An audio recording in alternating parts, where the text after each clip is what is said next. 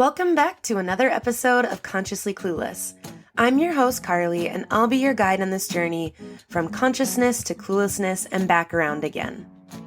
Today on the podcast, I thought it would be good to dive into veganism and diet culture. We heard from Brooklyn Palmer last week on the pod about becoming a vegan doctor, anti-diet culture, and so many other amazing things that she shared. Totally check out last week's episode. But something she highlighted was this idea of diet culture and veganism. So let's take a closer look at what that is, what that means, and what we can do about it. Here we go. In 2016, Mint Mobile was born because its founders thought that big wireless was, well, dumb. So they decided it was time to create a smarter wireless company, one that extends its middle finger to conventional truths while also pointing out where big wireless is letting people down. They're online only. You can buy plans that are 3-month, 6-month, 12-month, no contracts. Choose to stay as long as you want. There are no overages. There's no surprises. There's just no BS. And for someone who lives in a remote area like myself, I can attest to the fact that the service is great and I have truly had no problems and oftentimes is better than the big wireless companies I was with before. To find out more about how Mint Mobile can work for you, hit the link in the show notes so they know that I sent you. This podcast is supported by Who Gives a Crap. Who Gives a Crap is an eco-friendly toilet paper company that donates 50% of its profits to help ensure everyone has access to clean water and a toilet within our lifetime. Who Gives a Crap has donated almost $8 million to nonprofit organizations who help provide clean water and toilets all over the world. Who Gives a Crap is delivered straight to your door with carbon neutral delivery. I love that it comes that way. I don't have to think about it. It's an automatic subscription, and I want you to try it. You can check out Who Gives a Crap and get $10 off your first order over $54 with the code CARLY10. That's CARLY 10, or check out the link in the show notes. Okay, veganism and diet culture. Where do we even begin? There is a lot that could be talked about here. I imagine this is something I'll probably follow up on, but I think it's something really important and I haven't talked about much on here, so I'm excited to dive in. Let's actually start with defining some terms, some kind of like what are we talking about here? First of all, when we talk about veganism, I've talked about this on the podcast before. Veganism and plant-based dieting often get used interchangeably, but they're actually quite different. Veganism is a philosophy and a lifestyle based on the belief that we shouldn't be exploiting or harming animals, and that we certainly don't need them to live a happy and healthy life ourselves. Now, that will include eating a plant-based diet. So someone could eat a plant-based diet, a majority plant-based diet, and not necessarily see it as a part of a vegan lifestyle choice that they are making. They might not avoid animal products in clothing or in house products or in beauty products or whatever else it is. It's just maybe a choice for health, which is totally fine. So that is the first thing we have to keep in mind. Those terms get used interchangeably. I know I'm guilty of it, but they are actually two different things. Now, when we're talking about diet culture, many of you listening, if not every single one of you listening, have had some sort of interaction with diet culture in our world. In our world, we are constantly fed these ideas, these images. It's a culture. It's socially, medically encouraged. It's disordered eating. So I wanted to read a few of these bullet points I found from this amazing article that I'll share in the show notes about what diet culture is and how it presents itself in everyday situations. Of course, this list isn't exhaustive, but it is a few really good ones that I think we'll all kind of relate to. Diet culture is commenting to others that you haven't eaten all day or you've only eaten a salad in a celebratory way. It's believing that you have the right to comment on someone else's body because you are, quote, concerned for their health. It is asking your friends and family if something makes you look fat. It's commenting on someone's appearance and using thinness as a qualifier for their beauty. It's justifying the foods you eat, especially in front of other people. For example, saying, I'll have this donut, but then I have to go to the gym after to burn off those calories. Those are a few of many examples that we could point to of the harmful diet culture in our world. Now, some of those statements might sound familiar. That is not a judgment. Some of them sound familiar to me. And also some of them in different contexts maybe make sense for you. And remember, these are just examples. These might not be as relevant to you as other things you've experienced as a part of harmful diet culture. You pretty much can't go into a bookstore, God, even a gas station, without seeing a magazine or a headline about dieting, about the newest way to lose weight, the newest way to have a summer body, which, reminder, if you have a body, it is a summer body. There are tons of messages for us to make us feel bad about what we're eating. So how does this relate to veganism? Unfortunately, veganism is not outside of the realm of feeling the effects of diet culture. There are, of course, people within the vegan movement that are perpetuating these harmful diet culture threads and themes. There are books and even some of the documentaries and many influencers that are vegan, but talk about it in a way that is very restrictive and is very damaging. It is this idea that being vegan means you only eat lettuce and that you suddenly become the epitome of health. And oftentimes that's tied to body image. So what happens here? One, you don't have to be in tip-top health shape, whatever that means to you and whatever that looks like for your body, to be vegan. You can certainly find all the alternatives, all the fun snacks, all of those things. You can find vegan versions. Now, this isn't to say those foods are better or worse. Of course, my perspective is that if we have the privilege and access, nourishing our body with the most whole foods, plant-based options we can will make us feel best. But that doesn't mean that ice cream is bad or that chips are bad. When we think of these bad foods, we start to feel this guilt and this shame.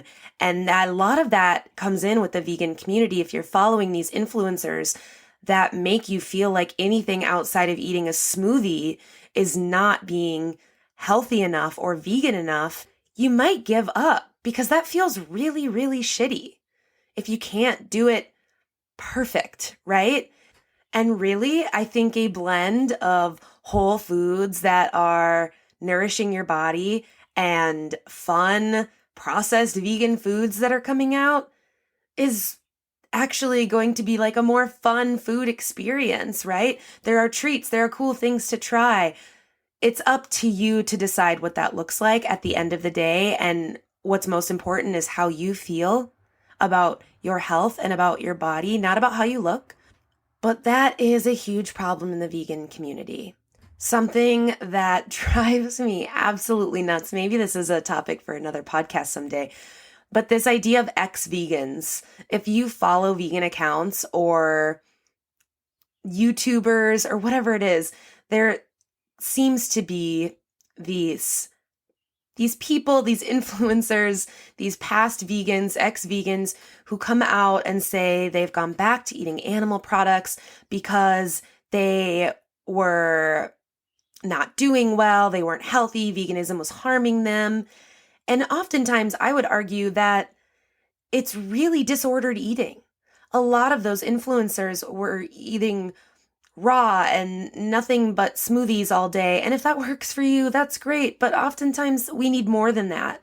And so veganism or plant-based eating is blamed for bad health when really it's restrictive, disordered eating that we can attribute to diet culture that is often making people kind of change their ideas around being vegan. And I hate when veganism is blamed, or a plant-based diet, see, even I do it, a plant-based diet is blamed for this kind of disordered eating. They're two different things. This idea of making sure you are eating the most healthy foods or not eating anything processed or being upset when oil or salt comes into play can be kind of a red flag.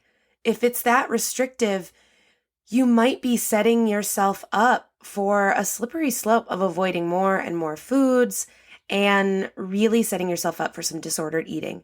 Now, of course, I'm not a doctor. I look at nutrition. I help people with plant-based nutrition.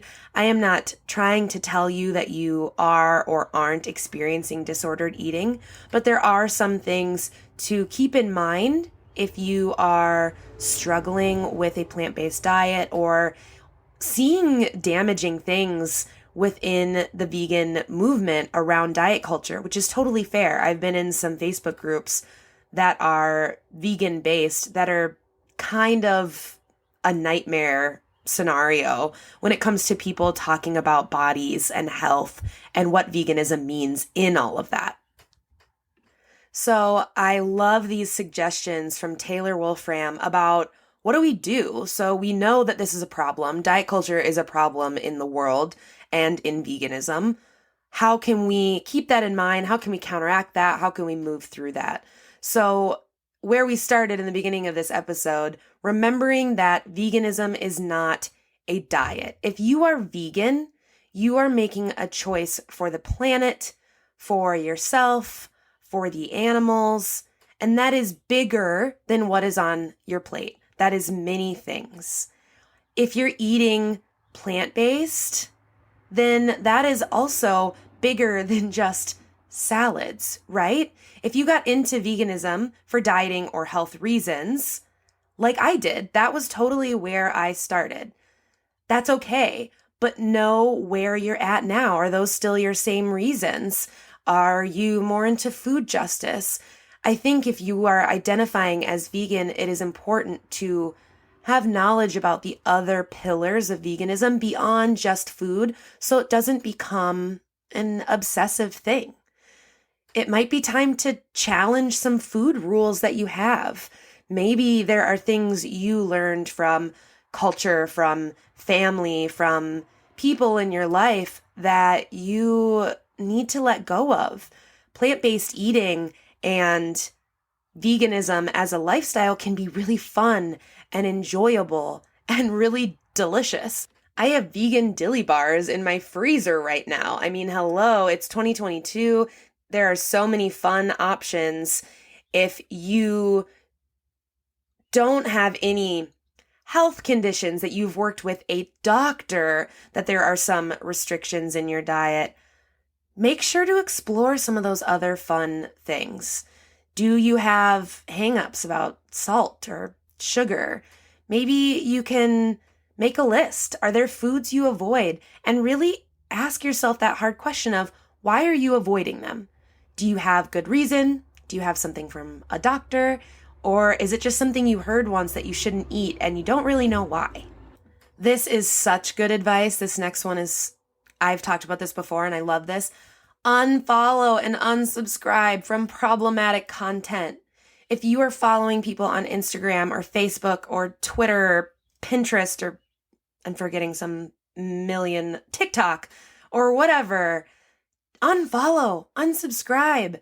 Tell diet culture to fuck off because we're not here for that anymore. And if you are following social media accounts or newsletters that make you feel shitty and promote restriction in ways that aren't helpful to you, maybe it's time to unfollow them. Maybe that's not helping you anymore. Maybe it was at one point, but this anti-diet culture, I think, is going to be really helpful in not only helping people at large have better relationships with food and health, but specifically in the vegan movement, I think it will make it easier for people to feel like they can be a part of this movement if it doesn't feel gross and restrictive. So on the flip side of that, that means follow positive and diverse vegan accounts. I mean, this is so important. Positive and diverse. So you should be following people that are making you feel good about being vegan and having fun with it.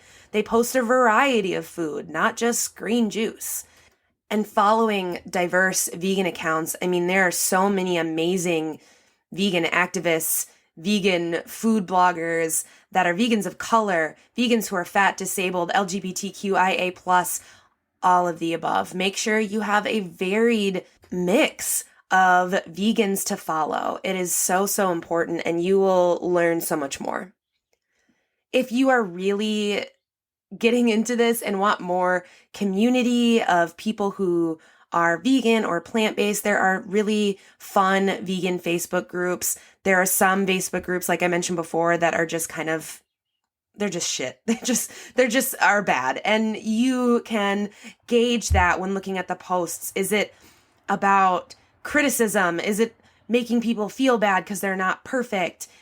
Or are there really cool conversations about food and conversations about what fun new things are happening, or about veganism in other ways that don't just talk about food, so it doesn't feel like that's all you're learning about? And this one's really important too. I love use evidence-based vegan nutrition resources. So if you are interested in nutrition, that's great. There are a lot of amazing benefits to eating plant-based, nutrition-wise, that you can totally be into and learn about. Make sure you're learning about it from trusted resources.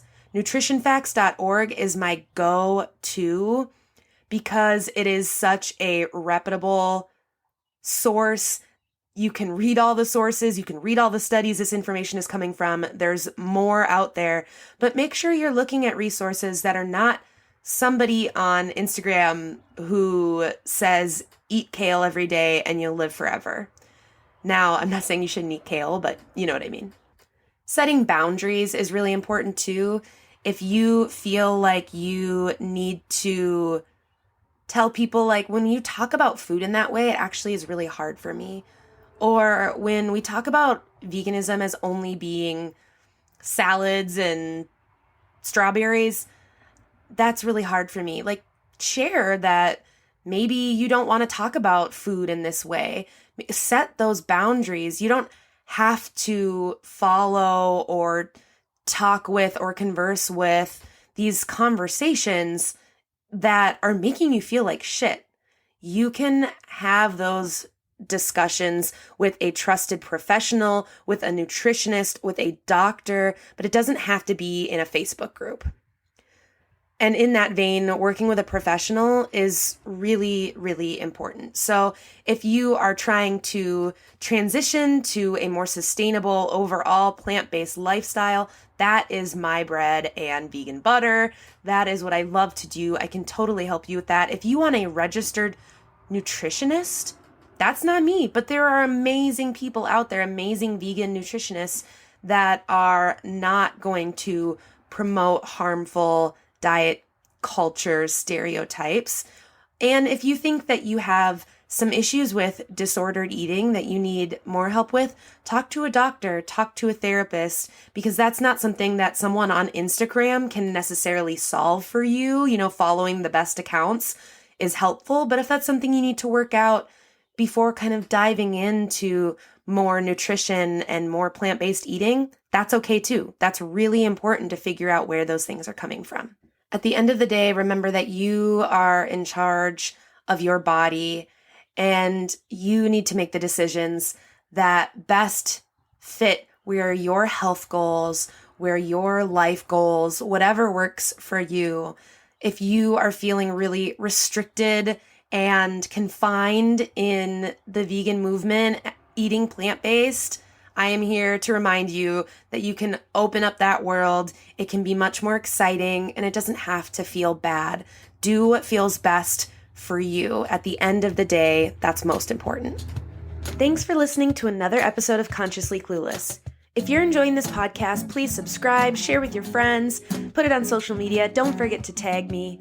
If you're on Apple Podcasts or Good Pods, leave a review. Reviews and shares help more people to see the podcast and join in on the fun. If you want to make sure to stay up to date on future episodes, follow me at Consciously Carly on Instagram, Facebook, YouTube, or Pinterest, and head to consciouslycarly.com to sign up for the newsletter. Ready for more conscious living content? Check out patreon.com/consciouslycarly and join the exclusive community over there. And finally, if you're ready to take better care of yourself and the world, let's work together. Click the link in the show notes to head to the website, find out more, and schedule a free discovery call with me. Chat soon!